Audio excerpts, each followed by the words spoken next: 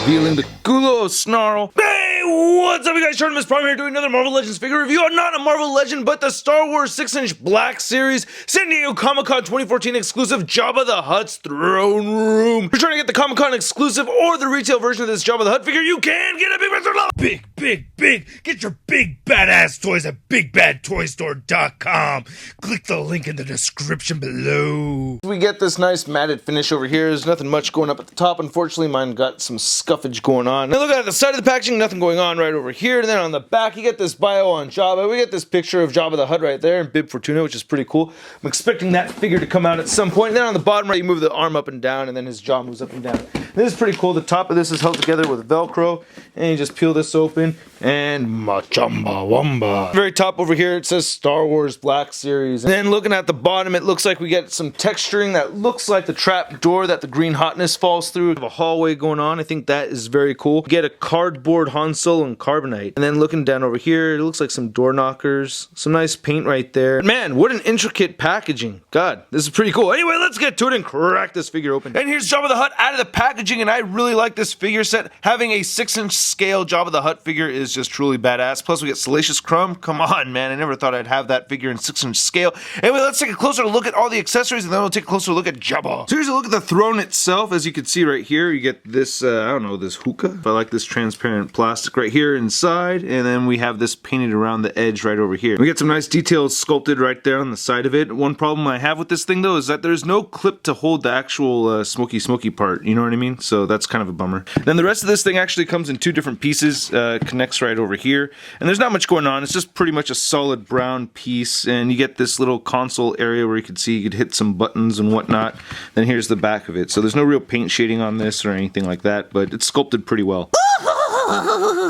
You guys remember Salacious Crumb? Very cool looking figure. A lot of nice detail in this. I like the paint applications. Look at that. We have some nice shading right here with the beige colors. Look at his little hair. I think they did a really good job on his face. That looks very funny. And his neck is all wrinkly and gross. Nice paint shading right there on the belly and on the legs. Salacious Crumb toes. Salacious Crumb fingers. Even on the back over here, he has his wiggly tail. This is very cool, man. Even some nice sculpted lines in there. Then the hair on the back of his neck. This is great. Can't move his head up and down, so it's on this nice hinge. It rotates side to side, and he has hinges right here on the shoulders, and then they rotate forward a full 360 as well. No waist joint or anything like that, but then the hips can move in and out, and they rotate as well. And then the tail actually rotates side to side, and that has a hinge too. So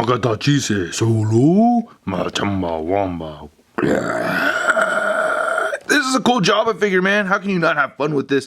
I like the paint overall, but I think it should have been a little bit darker. There is a lot of shading in it that makes me happy, and I like how we have some of the saliva dripping right over there. The eyes look like they're painted pretty well.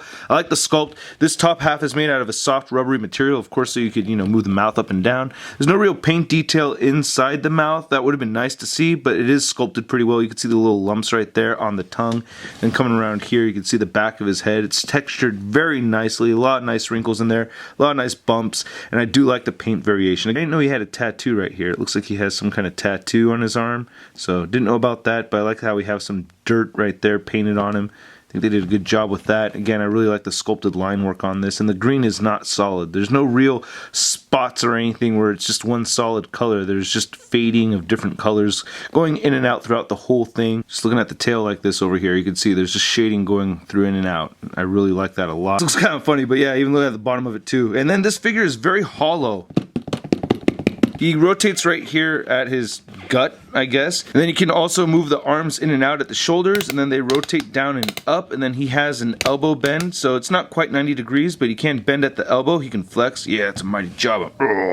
And then he rotates side to side, and he has wrists that move side to side, and they hinge up and down. I guess you could count the articulated jaw from it moving up and down like that. He's about 11 inches across, about 6 inches tall. Here's Jabba compared to the Han Solo from the 6-inch Black Series, and you can see they stand in about the right scale together. If you're trying to reenact that scene from the special edition, walking over the tail, I think that's a lot bigger than it was portrayed in the movie, but oh well. And here's Jabba compared to the Marvel Legends Big Time Letdown Spider-Man. Seeing this just looks really badass. I'm definitely gonna have it displayed like this in the dork room. Very stoked about it. I totally recommend that you get this figure. I really like it a lot. I hope you guys liked my video. If you did, hit the like button, leave a comment, don't forget to subscribe, and check out toynewseye.com for the latest in action figure news. I will catch you guys later. Peace.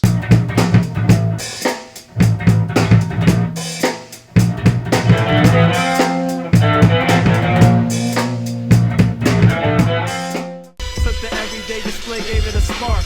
Welcome to articulated comic book art. That's crispy. Special edition, it doesn't really count anyway.